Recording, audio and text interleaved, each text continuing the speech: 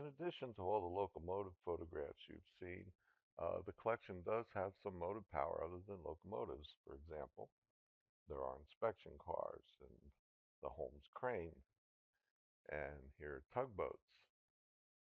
It will go through each one of these in turn. They all have stories to them. This is the Black Diamond. It's an inspection car. It's used by management. These were self-propelled, so they count as motive power. Used to get to derailment scenes, to new functions, special functions or events on the railroad. They would take this, and they were used for inspection of the line, make sure the track is in order. And there's the Holmes crane. This Holmes crane was just received by the Reading Railroad. Uh, the date I have on the photograph, this is one of the few that has documentation on the back of it, tell you what's what. You can see it's still in its packing skids, being received by this gentleman, who is none other than John M. Lawler Sr., the famed dumpster diver who rescued the collection. You don't normally think of sailing when you consider railroads, but there was a fleet of tugboats. The Tamaki was shown here, that plied the waters in the of the United States northeast coast. You can see where they did their work. This is a photograph by William Henry Jackson, the famous photographer of the 19th, 20th century. A view from the PNRR railway station, 1892. All the activity that's going on in this harbor area, New York.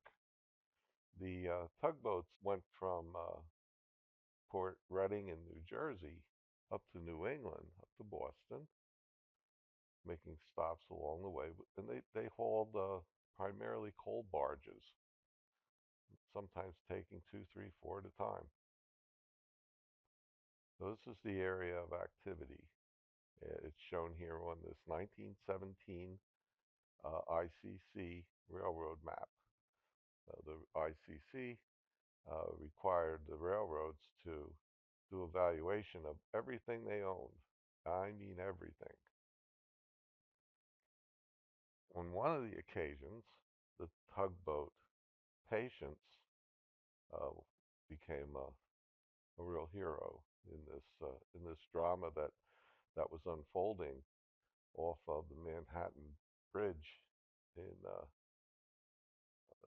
near the Battery. You can see where the Manhattan Bridge is. It's just upstream from the Brooklyn Bridge. 154 rescued, 4 missing in the river crash. That's the headline in the Daily News of the New York Daily News on Thursday, January 3rd, 1935. A really surreal event.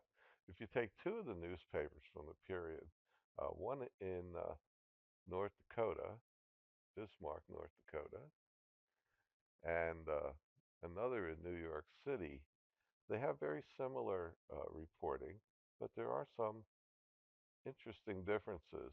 This would have made a really, really good lesson for class when you have those just a few minutes that you want to think something over and sort of brainstorm ideas. This is perfect for that. Uh, both uh, uh, narrate that the orchestra stayed and played while the ship was sinking. It says here, knee deep in water that swirled over the main lounge, the ship's orchestra blared, "Somebody Stole My Gal," while 9 Negro stewards stuck to the vessel to help the last passengers onto the tugs. The Daily News reported officers and men of the Lexington worked with perfect discipline in clearing the boat, which sank 10 minutes after the collision. the ship's orchestra struck up a jazz time offering of Linger a While and remained at its post until summoned by the skipper. In this case, there are 9 stewards.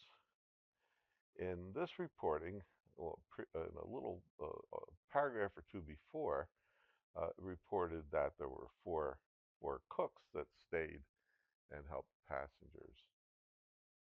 There's some discrepancy there. But the biggest thing is that we see out of these 2 paragraphs is the question of what song did they sing. Yeah, that's right. I found them, and they're available. Uh, the Somebody Stole My Gal, a Leo Wood written song, 1918, played by Benny Goodman. Now, usually when I present this live, I'll give the audience a choice of 1 or 2, Linger a While, play 1 or 2, or play them both. And the fourth choice is don't play any of them. Well, if you're listening to this video, you can fast forward if you don't want to hear the songs because I'm going to play them.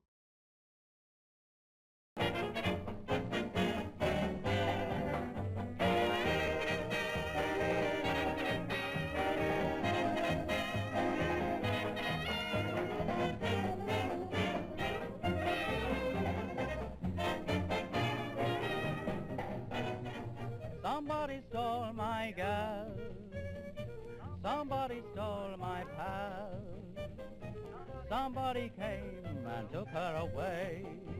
She didn't even say she was leaving the kiss that I love so. He's getting now, I know, and I know that she would come to me if she could see a broken-hearted, lonesome pal. Somebody stole my girl.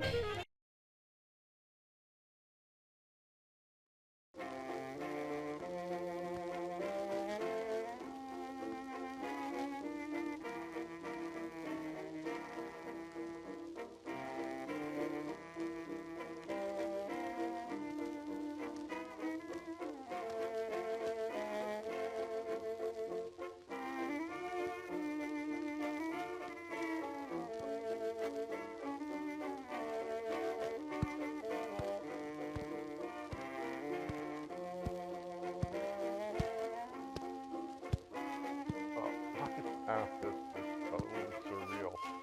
That there you are, knee deep in water that swirled over the main lounge, and you're playing the song "Somebody Stole My Gal."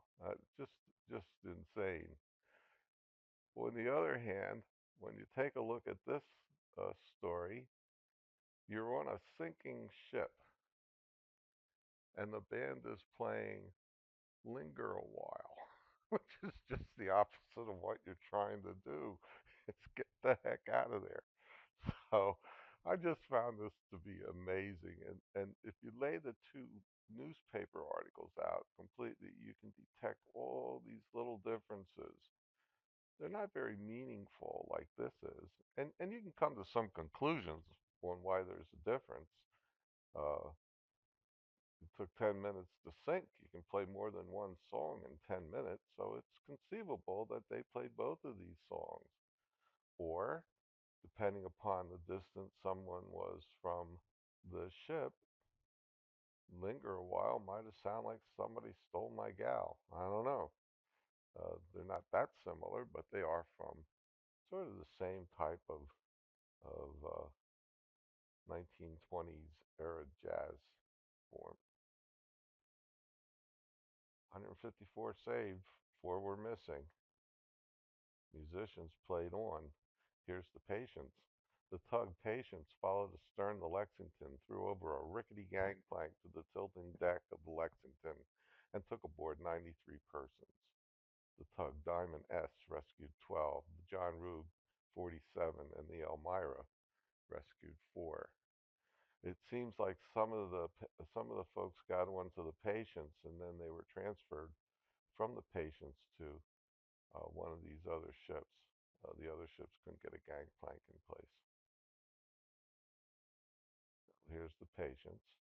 It's part of a collection of four that are in there.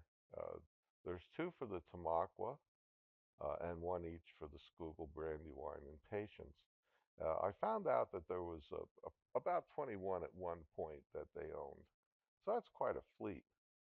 Um, Ownership seems to be fairly dynamic. You can find that the Tug Patience is owned by the Reading Railroad in this photograph, but in other cases you find that it might be owned by a different company.